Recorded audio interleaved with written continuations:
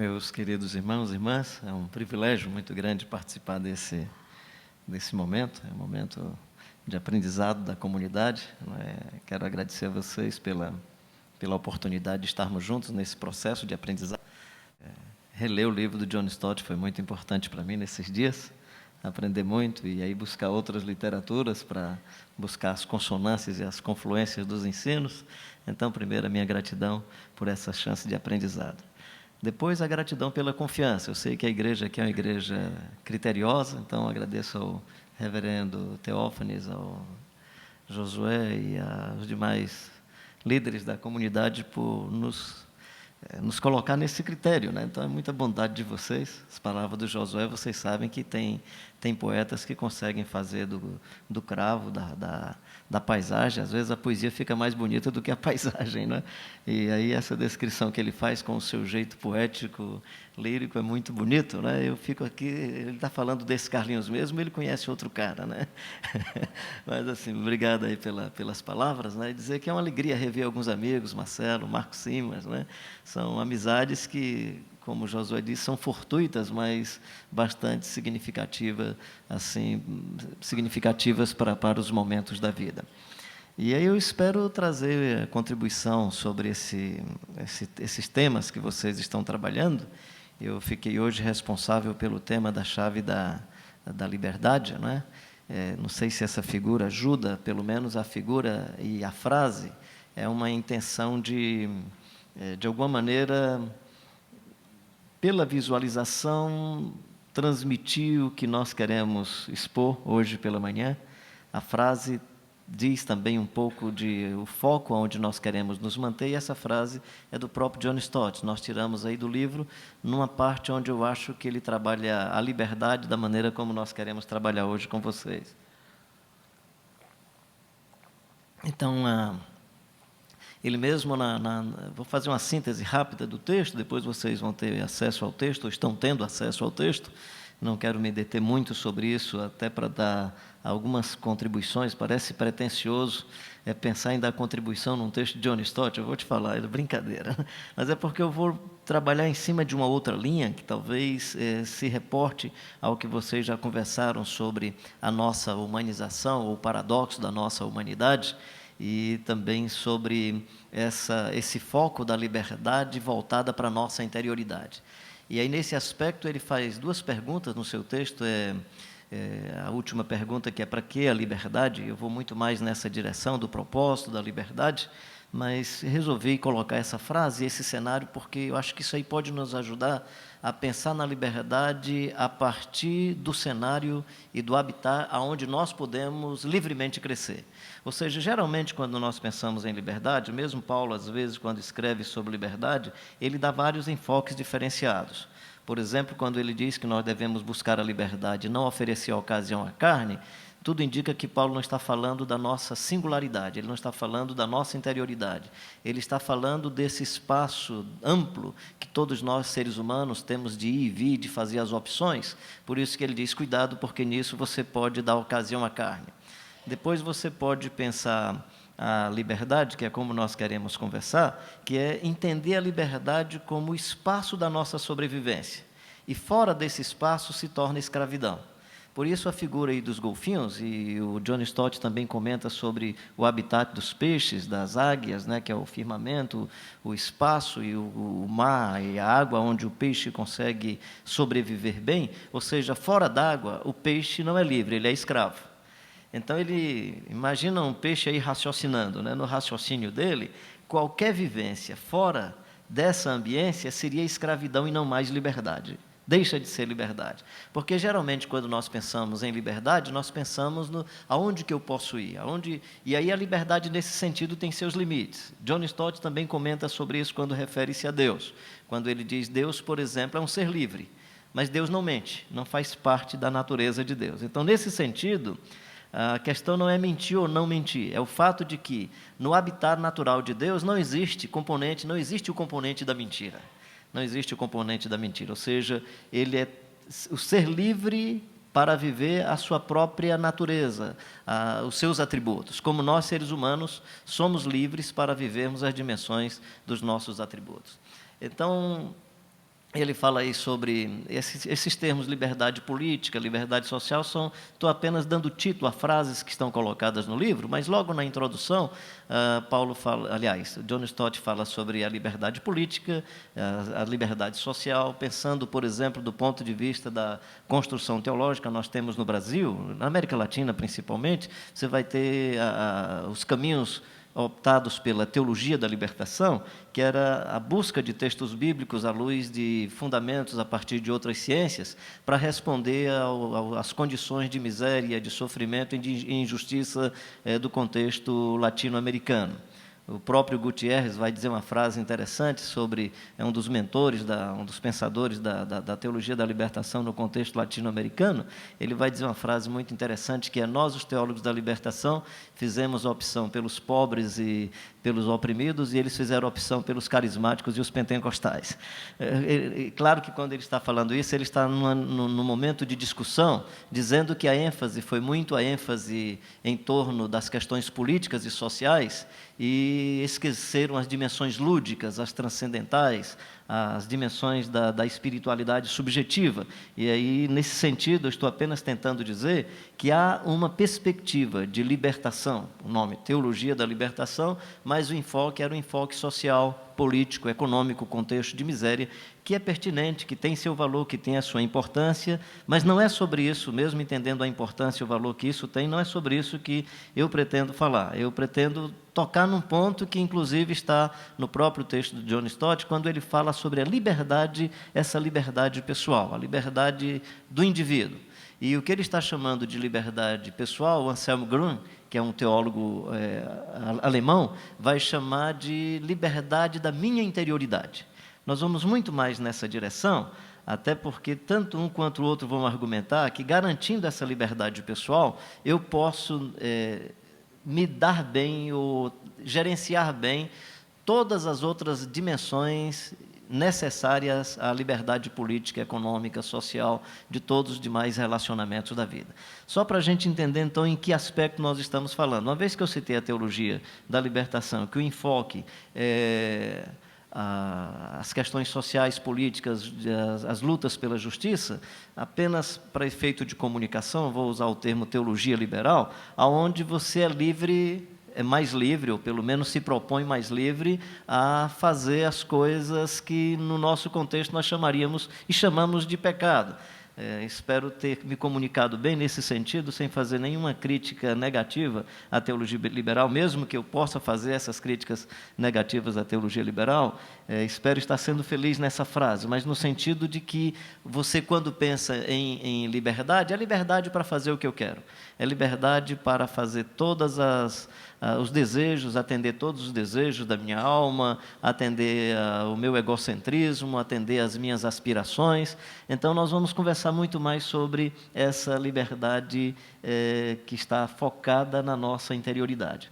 De novo, aquela figura do golfinho, só para lembrar, ou seja, o ambiente, né, o ambiente da nossa sobrevivência é o ambiente do amor. Eu vou só usar um outro termo, o John Stott coloca isso. Eu acho que o oxigênio é o amor, mas eu acho que o ambiente é o componente de todas as virtudes. Ou seja, se nós olharmos para o Sermão da Montanha, nós somos livres para amar, nós somos livres para construir a paz, nós somos livres para exercer a misericórdia, nós somos livres para exercer a justiça, nós somos livres para viver a mansidão, nós somos livres para a sensibilidade humana, felizes os que choram, felizes os mansos, felizes os pacificadores, ou seja, esse é o ambiente onde nós podemos expandir ao máximo toda a nossa liberdade. Fora desse ambiente é escravidão. Então, se pensarmos de maneira mais liberal, por isso que eu estou usando o termo liberal, dá a impressão que liberdade é ir e fazer o que eu quero.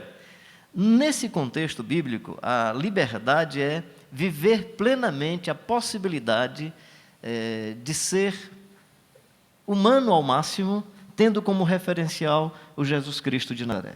Se nós entendermos liberdade nessa direção, eu creio que eu vou me dar bem na minha comunicação. Espero ser feliz na comunicação, e aí, se você não compreender bem a comunicação, eu que falhei do lado de cá. Eu espero ser feliz nessa comunicação. Ou seja, a liberdade é buscarmos o máximo de nossa plenitude humana, tendo como referencial o Jesus Cristo de Nazaré. Fora disso, significa morte e escravidão. Por isso que o pecado não diz respeito à liberdade, ele diz respeito à escravidão. Por isso que o amor diz respeito à liberdade, e não há limite para amarmos. Por isso que somos livres, livres e plenamente livres. Não há limite para a construção da paz, e nisso nós somos livres, livres, plenamente livres. Não há limite para você ser uma pessoa íntegra e mansa. Não há lei contra a mansidão, não há lei contra o amor, não há lei contra a graça. Paulo diz, e contra isto não há lei, quando ele fala sobre as obras da carne, e aproveitando esse texto para fazer a analogia, obras da carne que geram escravidão e morte, e os frutos do Espírito que geram vida e vida com abundância. E ele vai dizer, não há lei, ou seja, não há limite, não temos barreira para amarmos. Não temos barreira para construirmos a paz. Felizes os pacificadores. Não temos barreira para exercermos a mansidão. Não temos barreira. Então, nesse sentido, a liberdade é liberdade sem limite. Se você entender a liberdade nessa direção, pode pensar numa liberdade sem limite. Então, meu propósito é colocar essa liberdade, cujo limite é viver a plenitude da vida do Jesus Cristo de Nazaré. Então, de alguma maneira, eu estou aqui nessa parte introdutória já sinalizando algumas coisas que nós vamos falar mais adiante. Paulo vai usar a liberdade, John Stott, ele vai usar o termo liberdade e salvação como termos semelhantes numa parte do seu texto. Deixa eu fazer aqui uma pequena explicação, entendendo que o que ele está chamando de libertação e salvação dizem respeito ao mesmo conteúdo, ou a natureza do mesmo negócio, mas eu entendo que liberdade e salvação são coisas diferentes. Ou seja, liberdade é um atributo divino que, por sermos criados à imagem e semelhança de Deus, recebemos também esse atributo.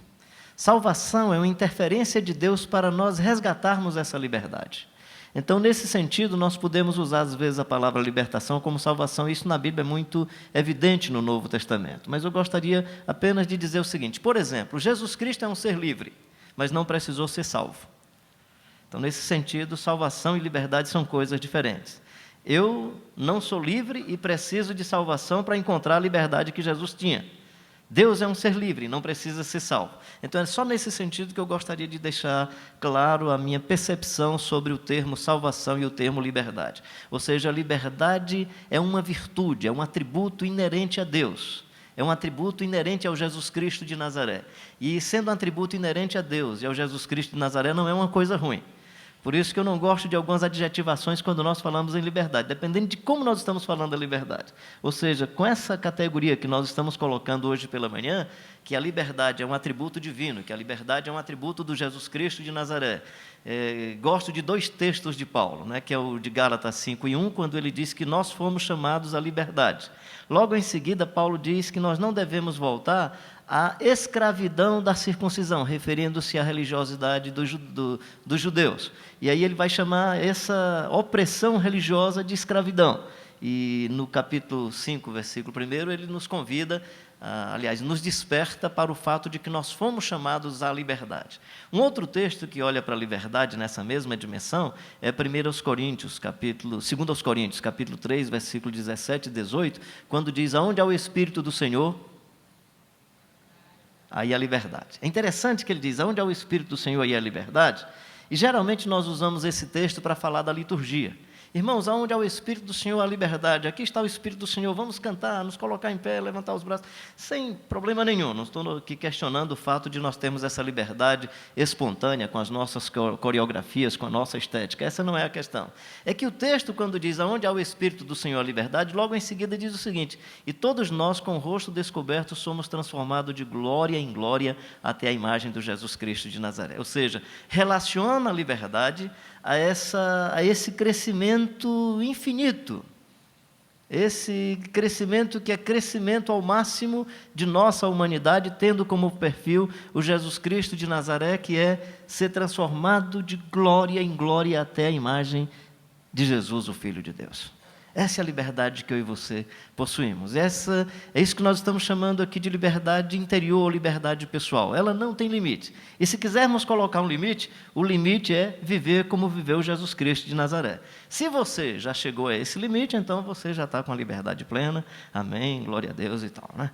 Mas assim, só para dizer a você o seguinte, é nessa direção que nós queremos falar sobre liberdade, até para falar de maneira positiva sobre a liberdade com essa conotação bíblica e como virtude, como atributo que Deus concedeu a todos nós. Garantida essa liberdade, aí nós vamos nos livrar dos déspotas, nós vamos nos livrar dos tiranos. Garantida essa liberdade pessoal, nós vamos ter condições humanas, interiores, graça de Deus, poder de Deus, virtude, bom caráter, para lidar com as demais dimensões das liberdades, sejam elas políticas, sociais, sejam elas opressoras da religião, das relações familiares e aí por diante. Então, quando ele vai falar sobre liberdade e salvação, ele vai falar uma coisa muito importante sobre a salvação, conhecida especialmente do mundo calvinista e do mundo presbiteriano, sem dúvida alguma, que é a ideia de que nós já fomos salvos pela morte, pela cruz de nosso Senhor Jesus Cristo, que nós estamos em processo de salvação, desenvolver a vossa salvação com temor e tremor. Então, nesse sentido, nós estamos libertos da culpa do pecado, nós continuamos sendo libertos do poder do pecado que está nos afetando o tempo todo, e nós seremos libertos dessa presença do pecado pelo poder do Jesus Cristo que vive. Apenas quis chamar a atenção para esse detalhe de que salvação e libertação, nesse contexto bíblico, tem muita semelhança, porque são verbos usados de maneira ativa para nos tirar do pecado, nos tirar da mazela, do mal que nós vivíamos, da nossa situação de guerra contra Deus. Até porque nós é que nos separamos de Deus, nós é que guerreamos contra Deus. Deus sempre derramou da sua graça. Vocês já escutaram aqui, ouviram a reflexão do Marco Simas sobre o primeiro ponto, que é esse cão de caça, né? Esse Deus que vive perseguindo, procurando a gente, agarrando pelo pé, né?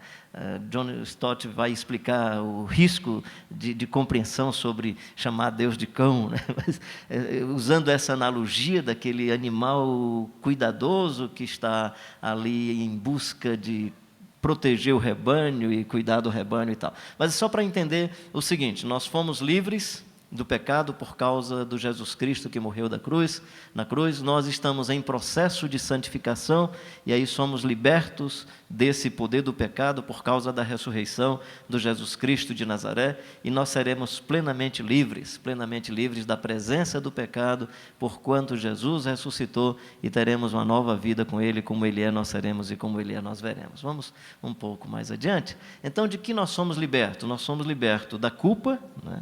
E do juízo, né? Nós somos libertos da culpa, nesse sentido,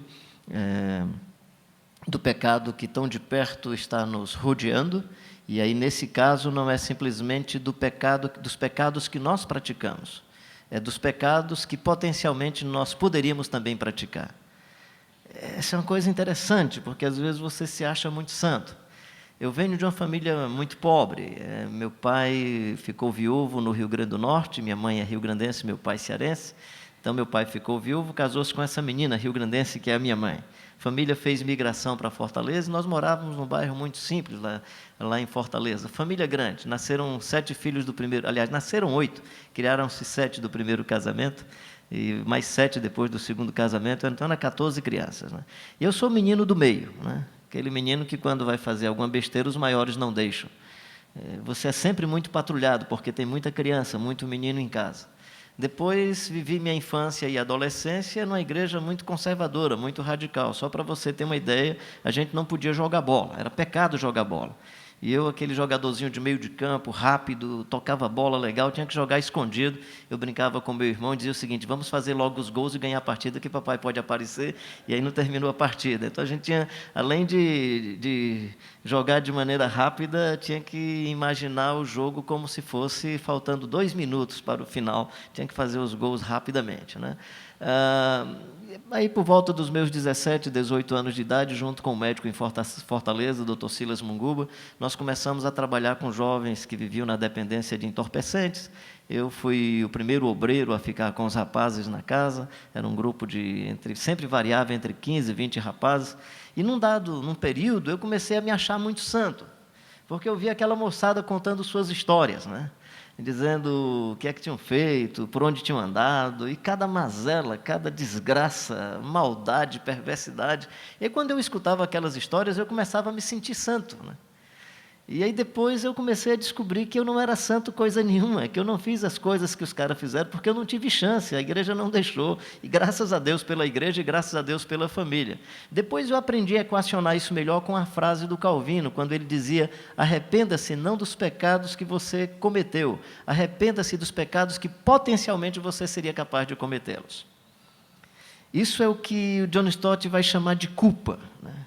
Nós temos uma culpa que nos acompanha, né?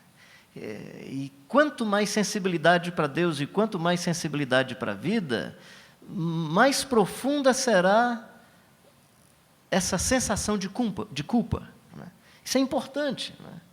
E às vezes os tratamentos, com todo respeito ao mundo da psicologia, os terapeutas, né, é o tratamento para aliviar a culpa. A religião também faz isso com o chamado bode expiatório, que é você põe a culpa em outra pessoa, lança para alguém e sai aliviado e aliviada. Isso não cura a alma, não cura o coração, isso não trata a questão pela raiz. A sensação de que todos nós somos pecadores pelo que fazemos, mas somos pecadores porque potencialmente somos capazes de fazer o mal. Somos capazes de destruir. A graça de Deus, a misericórdia de Deus é que nos acompanham e não permitem que façamos tanto mal. Deus foi muito bom e misericordioso com você, meu querido e minha querida, se a sua vida socialmente tem sido legal. É bondade de Deus, é misericórdia de Deus, é graça de Deus. Então, somos livres da culpa. Nesse sentido, nós somos libertos. Nós somos livres de que mais? De que nós somos libertos? Nós somos libertos desse egocentrismo, nós somos libertos do que eu chamo hoje, em alguns contextos, de egolatria, né? Egolatria. É muito mais do que egocentrismo, é muito mais do que egoísmo, né? A sensação de que você é divino, né? Você decide, você decreta, você determina. Nós estamos num contexto que vai para além do egoísmo, né? Vai para além do egotismo, né? Esse é um contexto de egolatria, é um contexto de egolatria. E aí precisamos ser libertos disso, meu querido e minha querida. Só o Evangelho do Jesus Cristo de Nazaré pode nos libertar dessa centralidade do eu. O culto tem que ser em torno de você. Até porque, se não fizermos uma liturgia que lhe agrade, você vai para o self-service religioso que tem ali na esquina. As pessoas buscam um espaço religioso, em geral, muito mais para atender às suas expectativas egolátricas, né, egoístas, do que qualquer outra coisa. Então, John Stott vai dizer que nós precisamos ser libertos desse centro do eu. Aliás, o Evangelho propõe o que outras religiões não propõem. Às vezes, desculpa fazer esse tipo de colocação, né, e aqui eu faço uma distinção entre cristianismo ou cristandade e evangelho, até por conta do cristianismo que nós vivemos hoje. É só você imaginar, por exemplo, o Brasil é o maior país católico do mundo, é o segundo maior país protestante do mundo, então nós poderíamos chamar o nosso país de cristão. Corrupto, cheio de violência e corrupção casado com a religião. Então, como um país cristão é um país tão corrupto, é um país tão cheio de violência, tem tantas mazelas e tantas desgraças. Então, é importante, nesse contexto, fazermos uma distinção entre o Evangelho do Jesus Cristo de Nazaré, que pode, inclusive, converter a cristandade, pode transformar a cristandade, não é? E depois vem os nossos temores, né, que nos parasitam. Ele chama de temores paralisantes, né? Alguns são reais, o temor de uma doença, o medo de perder o emprego, né? Mas tem dois temores, um deles que eu acho que não é real não no sentido de que ele não esteja na sua mente, na sua memória, é que ele não causa perigo, né? Por exemplo, passa um gato preto, cruz credo, porque pode causar um mal em você, né? E tem dois problemas aí, o problema da magia e do fetiche e um problema étnico, né? Passa gato branco, ninguém acha nada, né? Então, você tem dois problemas graves aí nesse tipo de percepção. John Stott comenta sobre isso, não sobre o gato. Ele comenta sobre os apartamentos de 13º andar, que geralmente você dorme no 13º andar, chamado de 14º. Na verdade, o hotel sabendo que mesmo na Europa e pessoas, digamos, os racionalistas, né, têm preocupação se vão dormir no apartamento de número 13, no andar de número 13. É como o protestante. Protestante, se ele comprar o carro e a placa for 7, tudo legal, porque o 7, mas se tiver 666, ele vai fazer tudo para mudar aquela placa, né? Eu sei de uma história, inclusive, acho que não é verdade como o cara conta, era um pregador aí, pregando aí pelo Brasil afora, ele dizendo que um dia ele pegou um voo, e aí era mês de junho, era dia 6 de junho, e quando ele sentou, ele estava na cadeira 6, né? E ele viu 666, esse voo não vai subir, né? E aí conta uma história lá meio mirabolante, eu não acredito na história, mas assim, só estou citando o fato de que há medos, né? Medo da máscara que podem colocar atrás da geladeira da sua casa, o despacho que o cara fez. Colocar um sapinho de boca costurada no jardim da sua casa, e você entra em pânico, né? Você entra em pânico por conta dessa crença de que os sacerdotes ou os agentes mágicos agregam valores aos objetos, e aí você acredita nesse negócio. Irmão, cuidado quando for atravessar aquela rua ali, o carro pode, olha, a avenida é muito... Estão amarradas as tuas palavras, né? Então, você tem esses temores. Nós estamos num espaço de magia, né, de muito fetiche, seja a magia dos objetos, seja a magia das frases, e aí nesse espaço de magia de frases e objetos, os temores vão se instalando. E isso vai ser chamado, então, nós precisamos nos libertar do que ele chama de temores paralisantes. Temores paralisantes. Pessoas que não saem de casa pelo medo, dependendo do dia, da ocasião, é porque a roupa tal não estava pronta, não vai com tal roupa, e por aí vai. Então, são muitos temores. E o temor mais paralisante, mais terrível, esse é real, que é o temor da morte. Que é o temor da morte. Então, somos libertos, né, da culpa, do juízo, nós somos libertos desse egocentrismo, eu vou usar o termo aqui, egolatria, por causa do contexto em que nós estamos, e nós somos libertos desses temores paralisantes. Isso o Evangelho faz conosco. Se o Filho de Deus vos libertar, e conhecereis a verdade, e a verdade vos libertará, tá certo? Então, você não pode viver nesse temor, não pode viver nesse temor paralisante. E para que nós somos libertos? Então vem, talvez, feita essa parte mais introdutória, vem a dimensão onde nós queremos trabalhar um pouco mais, e aí o texto inspirativo é o texto de 2 Coríntios 3, 17 e 18. Todos nós, com o rosto desvendado, somos transformados de glória em glória até a imagem do Senhor Jesus Cristo, porque o texto vai dizer que onde há o Espírito do Senhor, aí há liberdade. Vem um aspecto interessante dessa nova dispensação anunciada pelo Jesus Cristo de Nazaré, que é o Deus que habita em nós, o Espírito que habita. E esse Espírito nos conduz à libertação. É o Espírito Santo habitando, que resgata a nossa humanidade.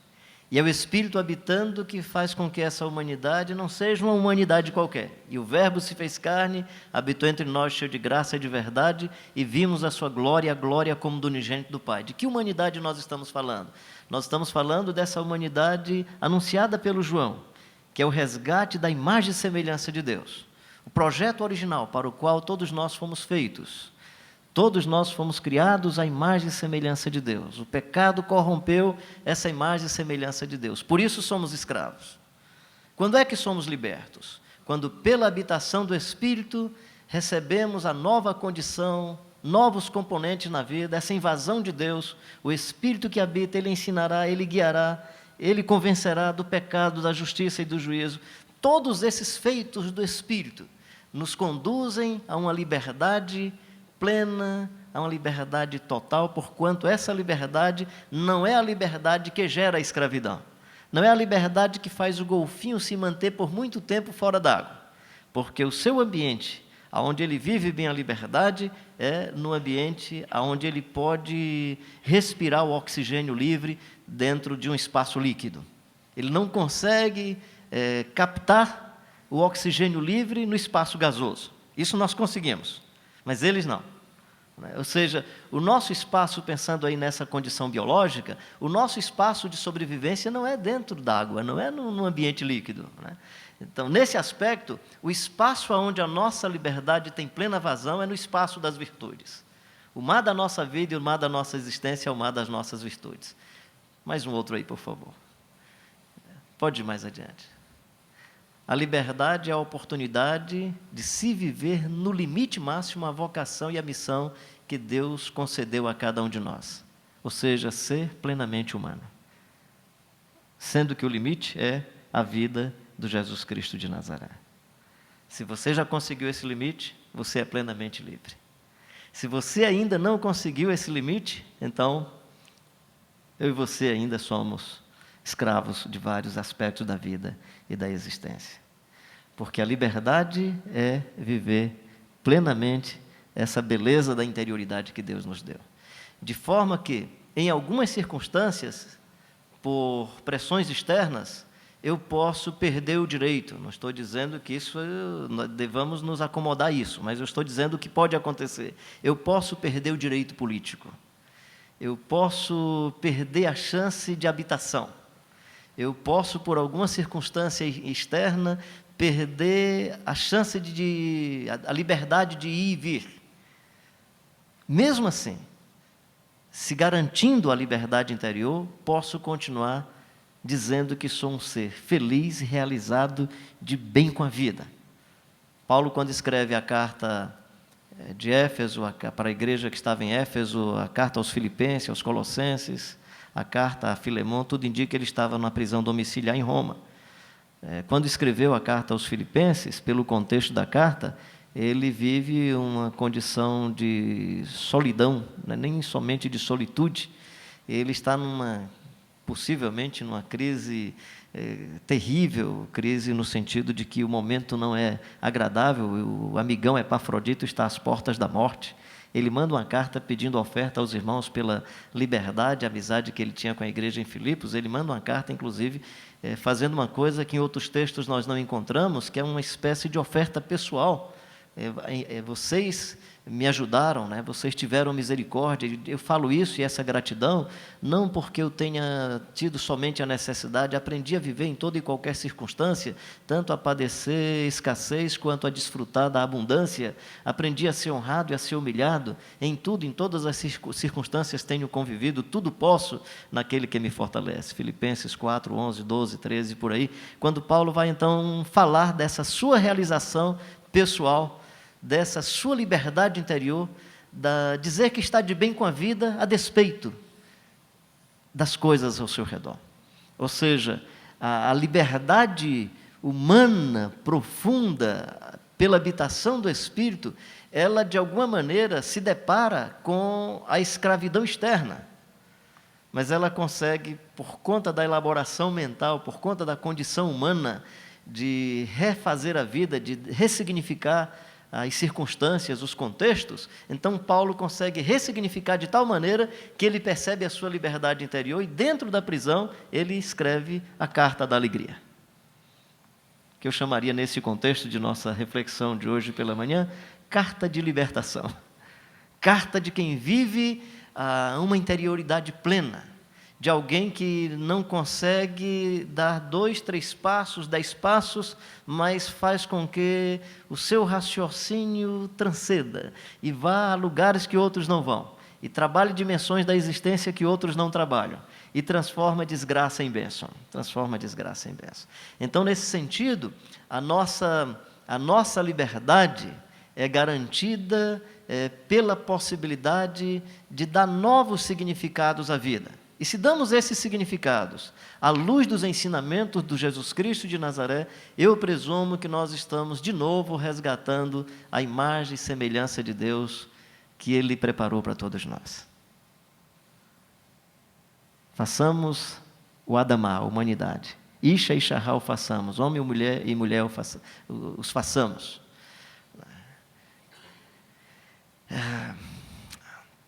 A liberdade de estar debaixo de uma missão. Espero ser feliz nessa ilustração, né? E espero não estar cometendo um tremendo erro hermenêutico ou exegético do texto, né? Mulheres sejam submissas aos seus maridos como ao Senhor, né? Para mim a liberdade não é ser submissa ao cara. Para mim a liberdade é estar debaixo de uma missão como a do Senhor. É submissio, esteja debaixo de uma missão. Então o nosso compromisso para que a vida seja livre é a missão que é a missão do Senhor Jesus Cristo. Não é debaixo do tacão perverso, desgraçado e às vezes escravizador do cara. A liberdade que, estando debaixo de uma missão, eu dialogo com o meu contexto, inclusive com essas relações de dominação e controle. Até porque o teu desejo será para o teu marido e ele te governará, é um contexto de pecado, de escravidão e não de libertação. E o Jesus Cristo de Nazaré veio para nos redimir e nos dar um novo contexto de plena e total libertação. Isso nos liberta de todas as relações sociais, sejam elas familiares, sejam elas religiosas.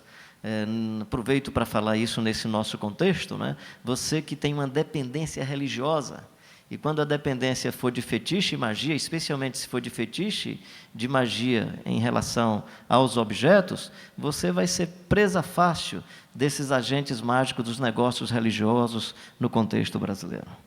Você vai pagar fácil essa conta, porque se o cara agrega valor ao objeto, você vai comprar o objeto, claro. Você acredita que quando ele ora pela água, a água tem um valor agregado. Então, a água não vai custar mais R$1,50, R$2, ela pode custar até R$10. Se a sua fé for pequena, aí você dá R$5.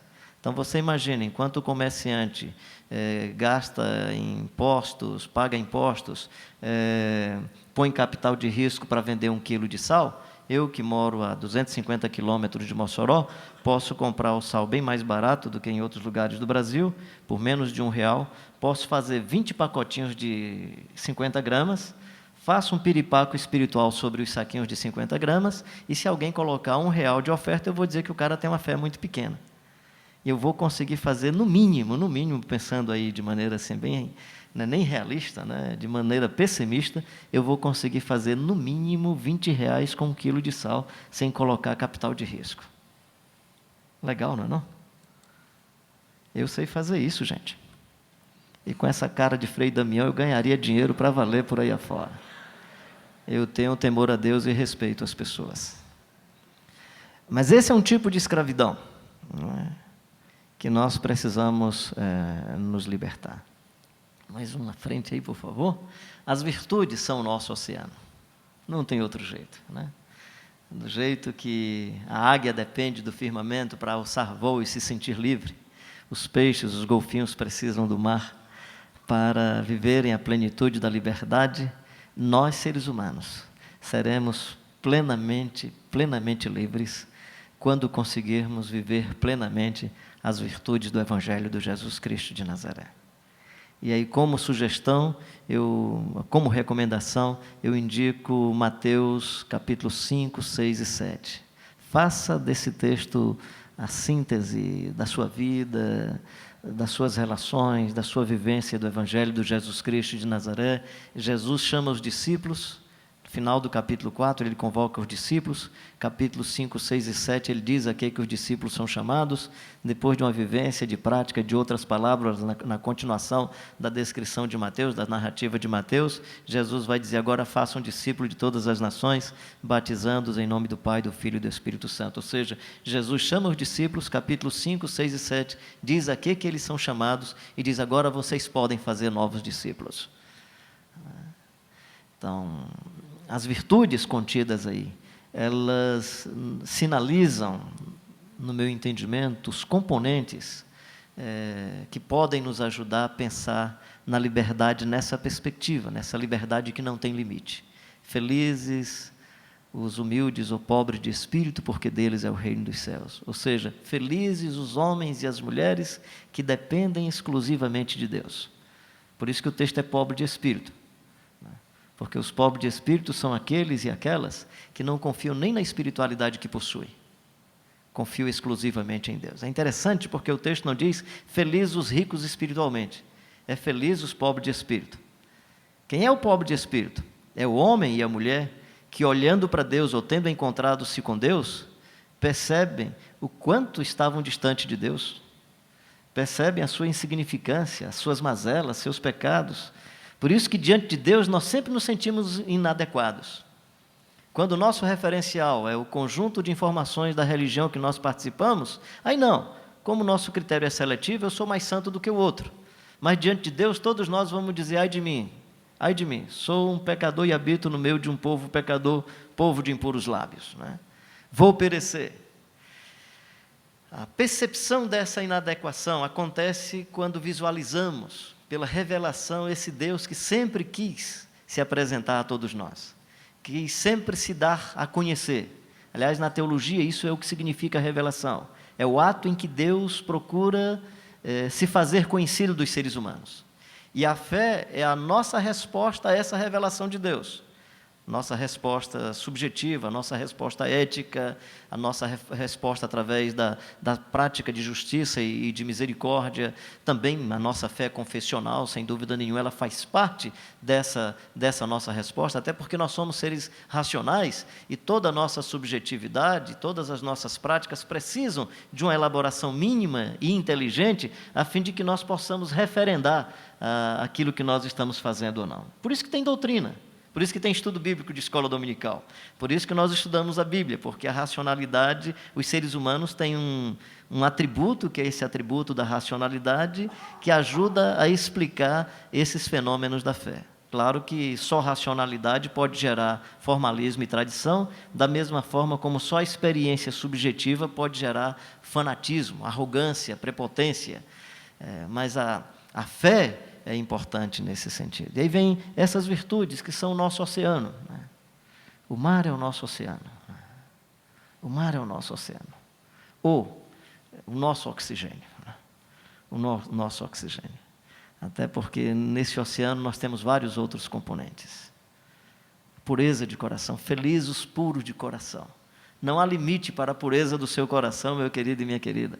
Pense na liberdade que você tem em relação à pureza do seu coração. Qual é o limite? Qual é o limite da misericórdia? Qual é o limite da prática da justiça? Qual é o limite do amor? Não ame mais, você está amando demais. Não, amar. Amar a Deus sobre todas as coisas. Amar ao próximo, né? Amar ao próximo. Não. A tentativa agora é uma tentativa de trazer um pouco para o seu ser pessoal, discernir um pouco a sua singularidade, não é? E aí quando pensamos em humanidade, nós pensamos coletivamente. Com isso eu não quero alimentar o individualismo, é muito mais para pensar a sua composição genética, pensar esse ser que é você. Interessante, né? Você olha para o reverendo Josué, vou tirar o reverendo Josué, né? Senão eu vou falar da função e não dele, né? Você olha para o Josué, esse jeito poético, né? É legal. Aí ele fala assim, olha, eu tenho pessoas lá no Ceará, e ele se identifica comigo um pouco por conta essa origem, vai gerando um tipo de perfil, né? Isso é muito singular. Você tem uma composição genética que nenhum outro tem. De novo é o teólogo alemão, Anselm Grün, que vai dizer uma coisa interessante. Ele diz assim, nós somos como o quê? Uma frase única de Deus na história da humanidade. Ou seja, cada ser humano é como se fosse uma comunicação de Deus. Estorvar essa comunicação é não se permitir, não permitir que os outros vejam o que Deus queria comunicar através de você. Por isso que as nossas imagens e sombras são complicadas. Alguns amigos aqui sabem que eu acho que eu falei sobre esses dois personagens na última vez que eu estive aqui. Eu tenho dois grandes amigos, é o Brioso e o Azulão. O Brioso é um paletó que já tem 35 anos, né? E o Azulão tem 30 anos, né? E claro que eu não sou maluco para conversar com os meus paletós, é eles que conversam comigo, e como eles conversam comigo, eu respondo algumas coisas que eles falam, né? E eu percebo uma coisa interessante.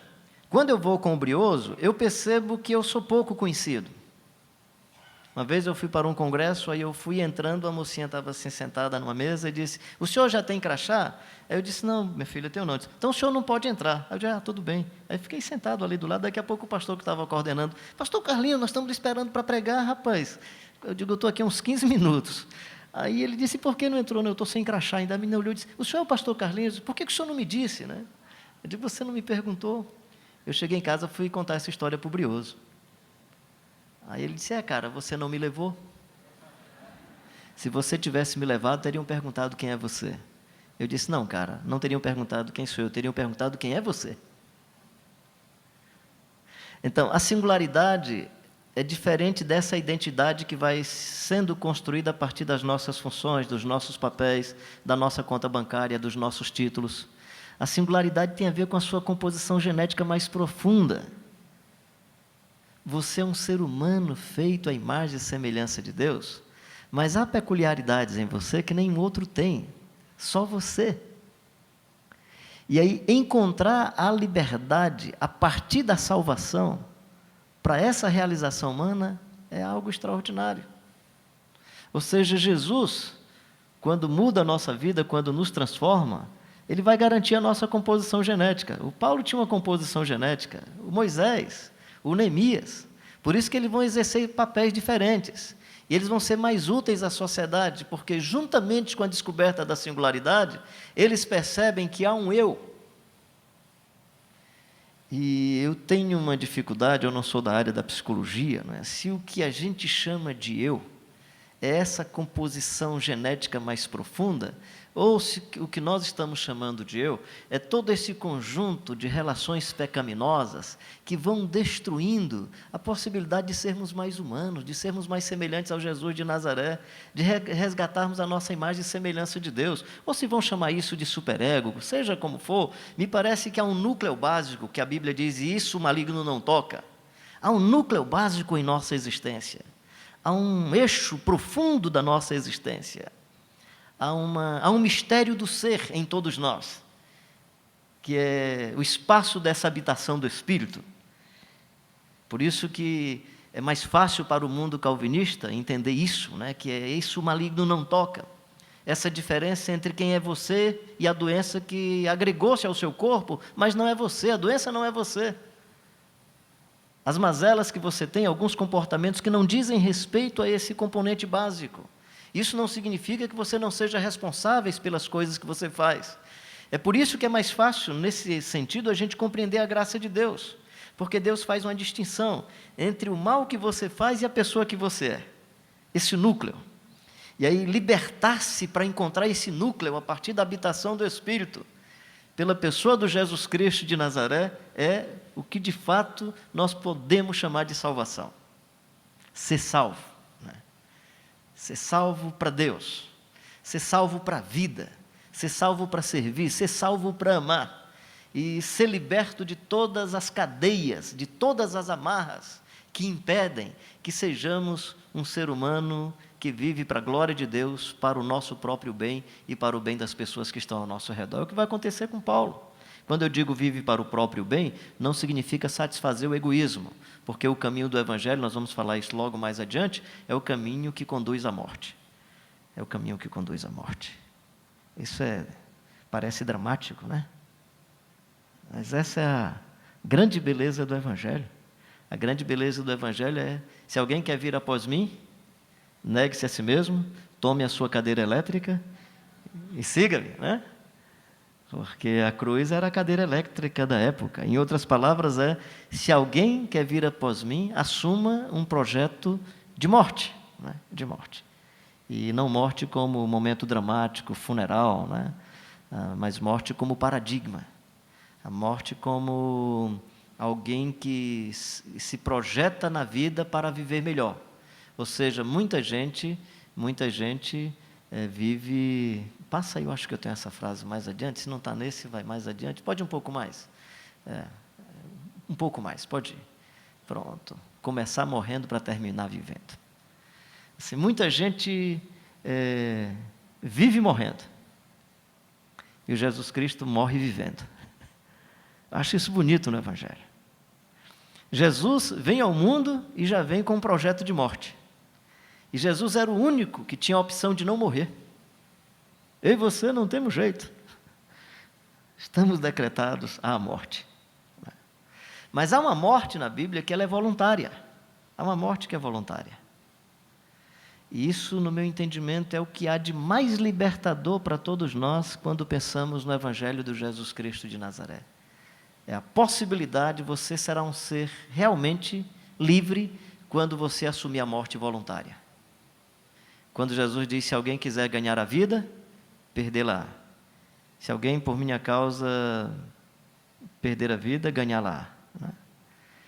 Há um tipo de morte aí que é morte voluntária, que é a morte assumida por Jesus, antes de vir ao mundo. Ele assumiu uma morte voluntária. E aí, nesse aspecto, é a morte dessa egolatria, desse egocentrismo. É a morte do brioso. Ricardo Barbosa, uma vez, me perguntou, Carlinhos, quando você morrer, você quer ser sepultado, quer estar vestido com o brioso, com o azulão?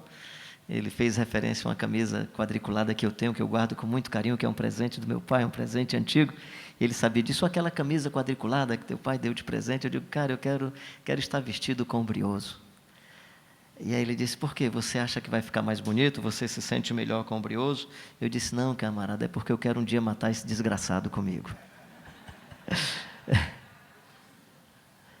Mas eu tenho percebido que em vida eu ainda não consegui, desculpa a linguagem de violência, né? Eu ainda não consegui assassinar, sepultar, crucificar o brioso.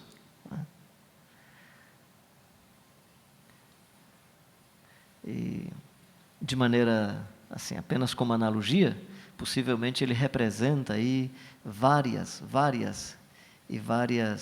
opressões, medos, expectativas falsas, escravidão.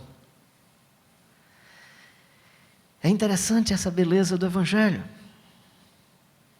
aonde a vida e a libertação começa pela decisão de uma morte voluntária. De uma morte voluntária. Porque a morte biológica não tem jeito, eu não faço opção por ela, ela vai acontecer. Mas essa voluntária eu posso optar e dizer morro ou não, renuncio ou não, abro mão ou não, amo a despeito do outro ou não. E aí é interessante porque nesse aspecto, um ser que age assim, ele é plenamente livre. Ele faz da tragédia coisas extraordinárias. Olha que texto. Jesus na noite que foi traído, na noite da tragédia, na noite da catástrofe, na noite da desgraça, Jesus na noite que foi traído, tomou o pão e deu graças. Espero que não seja só uma frase de efeito, sirva para compreensão, ou seja, a despeito da tragédia, continuou gracioso. Esse é um ser livre. A condição externa, o poder dos tiranos, não baniu a sua liberdade de viver plenamente a beleza da vida. A traição do Judas não limitou a liberdade que Jesus tinha para amar. E aí aproveito o copo outra vez, dou mais um golezinho.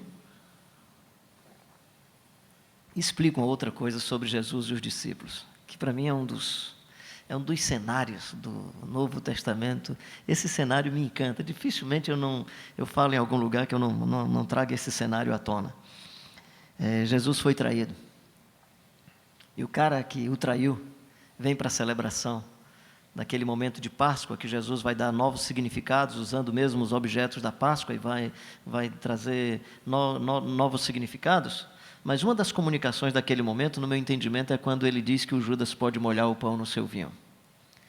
De um certo modo, você pode observar que os narradores vão compreender a denúncia. Mas se nós olharmos a cultura judaica, o que está acontecendo no momento, as entrelinhas, a atitude do Jesus de Nazaré, os sentimentos mais profundos, que é difícil você perceber sentimento num texto, mas olhando para o texto e para a cultura judaica, Jesus está muito mais se anunciando do que denunciando. Jesus está dizendo quem ele é, porque só abria o copo de vinho para que o outro molhasse o pão, quem dizia ao outro que a amizade da parte dele estava ainda mantida. Ou seja, quando Jesus diz que o Judas pode molhar o pão no seu vinho, o que Jesus está dizendo é mais ou menos assim: camarada, eu estou chateado porque você me vendeu, não só porque você vendeu, é que você vendeu só por 30, foi muito pouco, né? Você, como se Jesus tivesse, desculpa aí essa minha interpretação, né? Mas assim, é Jesus dizendo: olha, cara, você me dá o direito de lhe vender por 1,89 porque você é um produto enganoso. Jesus faz o contrário. Judas, a despeito do que você fez, camarada, eu continuo sendo Jesus de Nazaré. Eu continuo livre para amar. Eu continuo livre para perdoar. Eu continuo livre para acolher. Judas, a despeito do que você fez, você ainda pode molhar o seu pão no meu vinho. A despeito do que você fez, eu não vou colocar uma tampa na minha taça de vinho. A despeito do que você fez, Judas, a gente ainda pode tomar um cafezinho e uma tapioquinha na cozinha da minha casa. A despeito do que você fez, Judas, a gente pode beber chimarrão na mesma cuia. A despeito do que você fez, Judas, você não mudou o que eu sou. O que você fez escraviza você, mas não afeta a minha liberdade de amar e amar intensamente. Por que Jesus chega a esse ponto? Eu imagino, claro, sem dúvida nenhuma, aspectos teológicos, ele é Deus, ele ama, não é? Mas por que um ser humano chega a esse ponto?